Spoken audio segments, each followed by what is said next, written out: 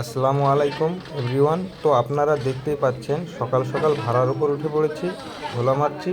আর এদিকে কমিটির লোকজন এবং সভাপতি মিলে একটা সিদ্ধান্ত নিচ্ছে, কারণ এখানে বালি ফেলা কাজ কমপ্লিট হয়ে গেছে।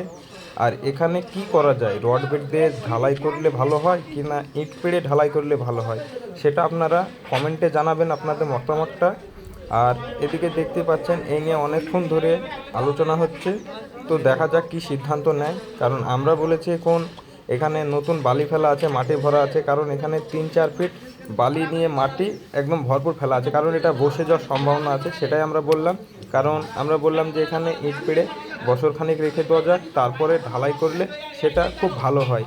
তো আপনাদের মতামতটা অবশ্যই জানাবেন, কারণ একের মাথায় তো আর সব কাজ করা যায় না, কারণ এটা দশের কাজ, মসজিদ সবারই কাজ, সেটা ভালো হলে সমাজের কাজ সেটা ভালো হয়, সেটাই চাইবো। তো আপনারা অবশ্যই একটু কমেন্টে জানাবেন কি করলে ভালো হয়। তো অবশ্যই কমেন্ট করতে ভুলবেন না। আর পরবর্তী ভিডিওর জন্য ফলো দিয়ে পাশে থাকবেন।